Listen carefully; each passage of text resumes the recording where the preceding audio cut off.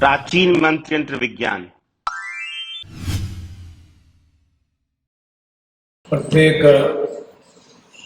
शुभ कार्य में, मांगलिक कार्य में पूजा अर्चना प्रथम पूज्य स्वरूप में भगवान गणपति की अभ्यर्थना से प्रारंभ की जाती है, जिससे कि वह शुभ मांगलिक कार्य निर्विघ्न स्वरूप में पूर्णता से संपन्न हो सके।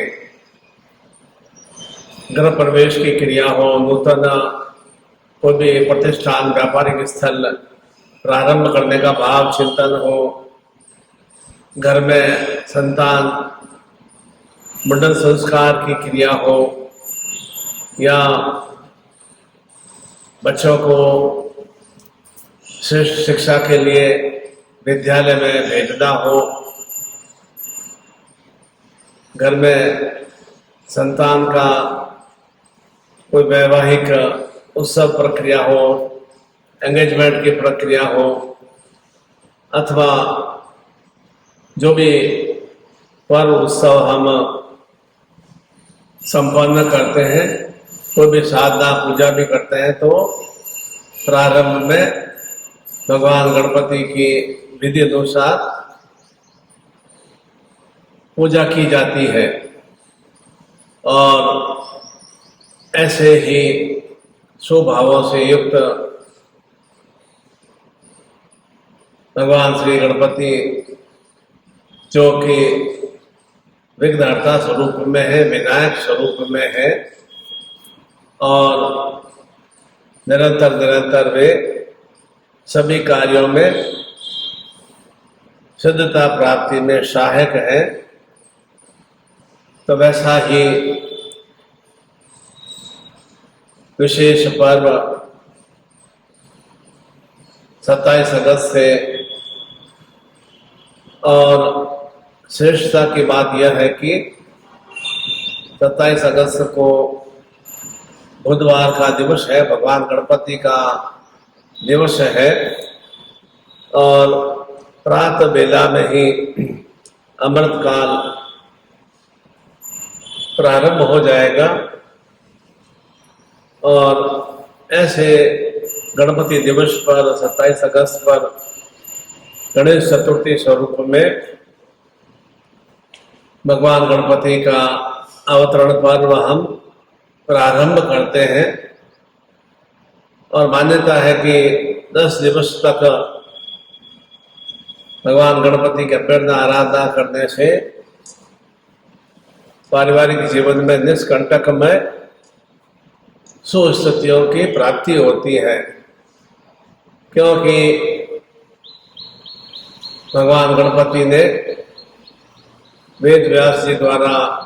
उच्चारित और अपने स्वयं द्वारा महाभारत की लिखित रूप में रचना की, और अविरल रूप से वे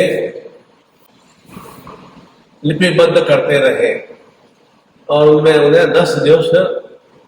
का समय लगा। इसीलिए घर में किसी भी तरह का संताप दोष हो, संग्राम वाली स्थितियां हो, अनंगल क्रियाएं हो, तो विशेष रूप से गणपति की गणेश चतुर्थी पर्व से पूजा साधना हम प्रारंभ करते हैं। तो निश्चित रूप से परिवार के सदस्यों में समृद्धि सौभाग्य के साथ साथ बुद्धि ज्ञान की भी वृद्धि होती है, क्योंकि वे बुद्धि प्रदाता है, सद्बुद्धि प्रदाता है, सद ज्ञान प्रदाता है। और जहाँ सद्बुद्धि और सद ज्ञान होता है, वहाँ सुसौभाग्य की वृद्धि होती है। इसीलिए सभी देवी देवताओं में भगवान गणपति को उच्च स्थान प्रदान किया गया है, क्योंकि उनकी उपासना से निरंतर निरंतर घर परिवार में सकारात्मक स्थितियां अर्थात शुभ लाभ में स्थितियां, रिद्धि सिद्धि में स्थितियों की प्राप्ति होती है और इसी के फलस्वरूप धन की देवी माता लक्ष्मी प्रसन्न होती है और विधि अनुसार परिवार के सदस्य पूजा अर्चना 10 दिवस तक संपन्न करते हैं तो निश्चित रूप से अनंत चतुर्दशी अर्थात अनंत अनंत स्वरूप में उन्हें सुखों की प्राप्ति होती है। इसीलिए ऐसे अभ्युदय पर्व भगवान गणपति के अवतरण पर्व पर नूतन रूप में पूर्ण रूप से चैतन्य प्राण प्रतिष्ठित 51,000 मंत्रों से सिद्धता से युक्त वह गणपति विग्रह चैतन्य किया गया है और इसे पूर्व में ही प्राप्त कर 27 अगस्त को अपने पूजा स्थान में स्थापित करते हुए और गणेश वंदना करते हुए, गणेश चालीसा का पाठ करते हुए या ओम गम गणपति का पाठ करते हुए अपनी नित्य 10 दिवस तक प्रार्थना व्यक्त करते हैं तो निश्चित रूप से हर रूप में सुख सौभाग्यता की वृद्धि होती है। और इसका विशिष्ट मंत्र भी है ओम श्रीम गम सौभाग्य गणपते वर वरद धन लक्ष्मी आगम नमः। ओम श्रीम गम सौभाग्य गणपते वर वरद धन लक्ष्मी आगम नमः। ओम श्रीम गम सौभाग्य गणपते वर वरद धन लक्ष्मी आगम नमः।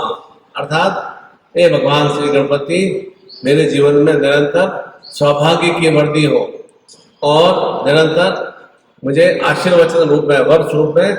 ये वरदान प्राप्त करें कि निरंतर मेरे घर में लक्ष्मी का आगमन बराबर सक्रिय और क्रियाशील बना रहे। यह हम प्रार्थना करते हुए भगवान गणपति के जो भी 12 श्लोक हैं सुमुख सतीनंदश कपिलो गजगणक लंबोदरस विघ्नो विघ्ननाशो विनायक धूम्रकेतु गणाध्यक्षो बालचंद्रो गजानम द्वादश नामानि पठे चुनादपि विद्यारम्भे प्रवेशे निर्गमे तथा संग्रामे संकटे से विगतस्य न जायते शुक्लांबरम पूजितं सुरासुरे। इस तरह से इन गणेश जी की अभ्यर्थना करने से और विघ्नेश्वराय वरदाय शिवप्रियाय लंबोदराय सकलाय जगताय नागानाय श्रुते कुशिताय द्वारी सुताय वरदान नमो नमस्ते इस तरह के नामों का उच्चारण करते हुए हम नित्य प्रतिदिन एक एक माला अपनी संतान के लिए पति पत्नी के लिए निरंतर निरंतर 10 दिवस तक हम जप करते हैं तो निश्चित रूप से विघ्नहर्ता स्वरूप में परिवार में सुस्थितियों की वृद्धि होना प्रारंभ हो जाता है और नूतन रूप में स्थापित करने का भाव चिंतन यही है कि पुनः परिवार में एक नवीन और नूतन चेतना का विस्तार हो, सुश्रेष्ठता का विस्तार हो, क्योंकि घर में किसी भी तरह की जो भी श्रेष्ठ में क्रिया अच्छी क्रियाएं या बुरी क्रियाएं होती है उसका प्रभाव भी पूजा स्थान पर अवश्य पड़ता है। तो घर में यदि कला है या आपस में मतभेद है, मन का भेद है, अलग तरह के भाव चिंतन है, गाली गलौच है या आलस्य प्रमाद है या कर्म कार्य करने की इच्छा भावना नहीं है तो निश्चित रूप से उसका प्रभाव जो भी हमारा पूजा स्थान है उस स्थान पर अवश्य पड़ता है और जो भी विग्रह या पूजन सामग्री है वह थोड़ी थोड़ी धीरे धीरे दूषित हो जाती है, मलिन में हो जाती है। उसकी चेतना में निरंतर निरंतर एक सुश्रेष्ठता नहीं बनी रहती है। इसलिए समय समय पर जो भी आपके पास में चैतन्य सामग्री हो, माला हो, चित्र या विग्रह हो, उसे समय समय पर विसर्जित करना आवश्यक है। और इस तरह से अव्यर्थ आराधना करने से और नियमित रूप से पूजन करने से भी निरंतर पॉजिटिव में सुखदामय स्थितियों की वृद्धि होती है, क्योंकि आपकी भावना चिंतन कि मेरे जीवन में निरंतर सुखदामय स्थितियों का विस्तार हो। इसीलिए भगवान गणपति की विग्रह को नूतन रूप में घर में लाना चाहिए और नियमित रूप से उसका पूजन अर्चन अवश्य करना चाहिए, जिससे कि वह अनंत अनंत स्वरूप में हमारे जीवन में सुख सौभाग्य की वृद्धि हो। पुनः मैं आपको बता देता हूँ कि 27 अगस्त बुधवार से गणेश चतुर्थी का अभ्युदय पर्व प्रारंभ होगा, भगवान गणपति का अवतरण पर्व प्रारंभ होगा और 6 सितंबर अनंत चतुर्दशी तक शनिवार दिवस पर वह हम 10 दिवसीय पूजन साधना हम संपन्न करेंगे नूतन गणपति विग्रह के साथ, और साथ में आपको उसी से संबंधित शक्तिपात की दीक्षाएं प्राप्त होगी। इसी के लिए आप जोधपुर कैलाश दर्शन कार्यालय में संपर्क करेंगे तो निश्चित रूप से जो भी ओम नमः विघ्न राजाय सर्व शोक प्रदाय दुष्ट दारिद्र्य विनाशाय पराय परात्मने रक्ष रक्ष गणाधीक्षा रक्ष त्र्यंबके रक्ष भक्तानामय कर्ता तात्रा भव भरणा पाता विघ्नेश्वराय वरदाय शिवप्रियाय लंबोदराय सकलाय जगताय नागानाय श्रुति गोविष्ठताय गौरीश्वताय गणना नमो नमस्ते। तो निश्चित रूप से इस तरह की स्थितियों का विस्तार होगा। और जैसा मैंने मंत्र बताया था, ओम श्रीम गम सौभाग्य गणपति वर वरद धन लक्ष्मी आगम नमः। ओम श्रीम गम सौभाग्य गणपति वर वरद धन लक्ष्मी आगम नमः। ओम श्रीम गम सौभाग्य गणपति वर वरद धन लक्ष्मी आगम नमः। इसे आप एक माला निरंतर मुश्किल से 10-15 मिनट लगते हैं। तो इस तरह से थोड़ा अपने इष्ट के प्रति, अपने विशेष देवी देवताओं के प्रति थोड़ा एक ध्यान चिंतित रहेगा तो निश्चित रूप से भगवान देवी देवता भी आपका पूर्ण रूप से ध्यान रखेंगे। पर मैं ये कोटि कोटि आशीर्वाद प्रदान करता हूँ कि आने वाला गणेश उत्सव पर्व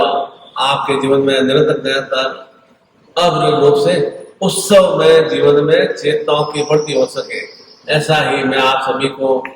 शुभ मंगल में आशीर्वाद प्रदान करता हूँ।